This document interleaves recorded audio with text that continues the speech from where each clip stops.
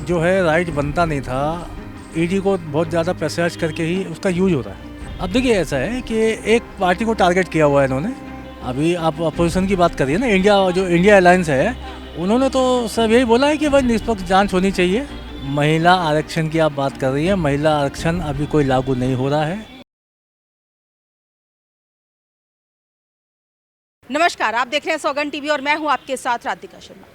बात की जाए आम आदमी पार्टी के सांसद संजय सिंह की, पीछे जो है आबकारी घोटाले में उनको जेल भेजा गया था और जिस तरह से कि कल उनकी कोर्ट में पेशी थी 14 दिन की न्यायिक हिरासत के बाद, जो कि बढ़कर 10 नवंबर को हो गई है कि जो सुनवाई होगी 10 नवंबर को होगी। इसी बीच जब उनको कोर्ट लाया गया तो उन्होंने प्रेस से कहा कि अगर प्रधानमंत्री मोदी के खिलाफ जांच करवाई जाए तो इतने भ्रष्टाचार निकलेंगे, इतने घोटाले निकलेंगे कि उनका पूरा जीवन जो है वो जेल में ही कटेगा।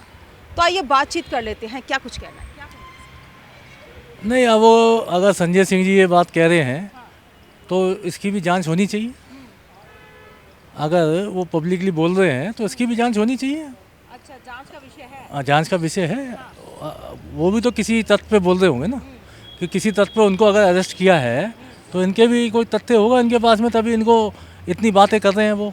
क्योंकि एक बार नहीं, वो 2-3 बार बोल चुके हैं। अच्छा, 2-3 बार बोल चुके हैं।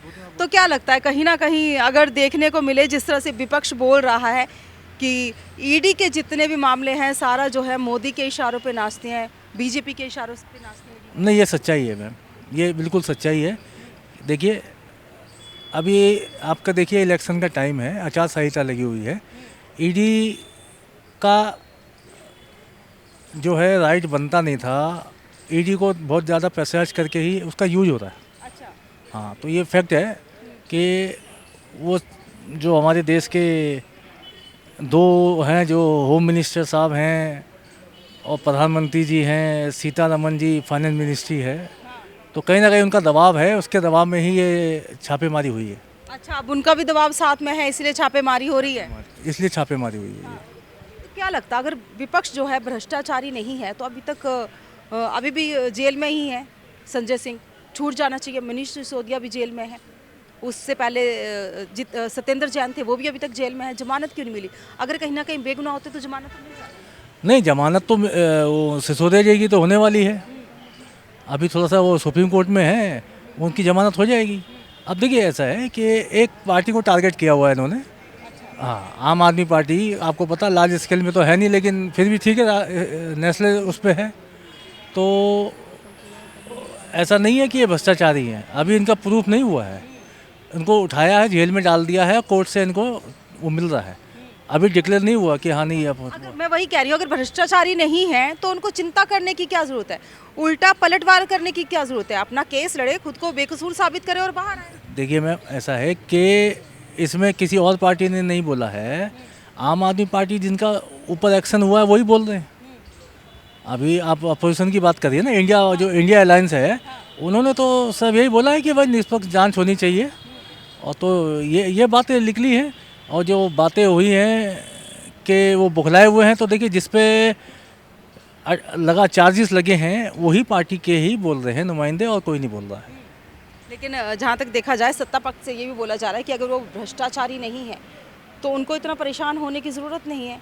उनको जो है जमानत भी मिलेगी कल को और रिहाई भी मिलेगी, तो इतना परेशान क्यों हो रहे हैं? कहीं ना कहीं देखा जाए कि उनको डर है, इसलिए तो वो इतना बोल रहे हैं, इतना वो घबराए हुए हैं।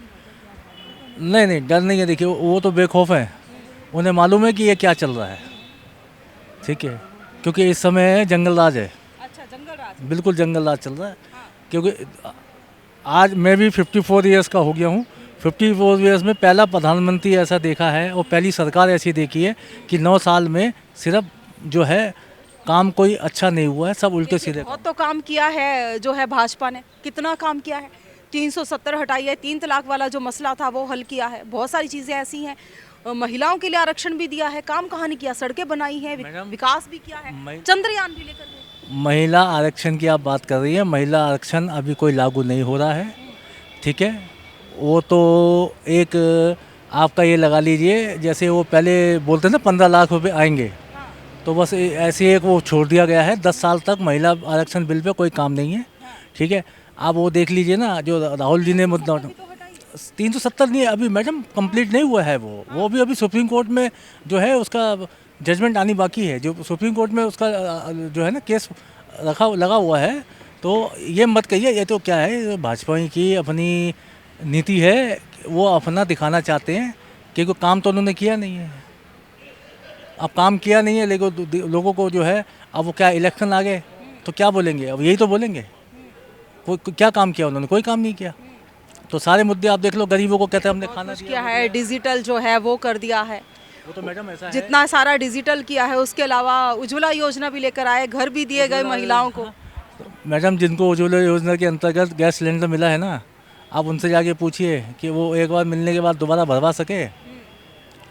1100 रुपये का है सिलेंडर, 600 रुपये का है सिलेंडर। 600 रुपये का कब हुआ है? अब हुआ है, इलेक्शन के टाइम पे हुआ है, इलेक्शन से पहले नहीं हुआ। तो क्या है, वो सिर्फ ये लॉलीपॉप देते हैं और कुछ नहीं करते हैं, ठीक है।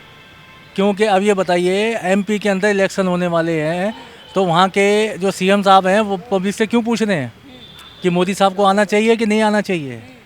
तो कहीं ना कहीं तो कोई वो कारण क्यों पूछ रहे है, क्यों पूछ रहे वो क्या कारण है, आप ही बता दीजिए। वो कारण यही है कि उनको पता अपनी डिक्टेटरशिप चल रही है उनकी।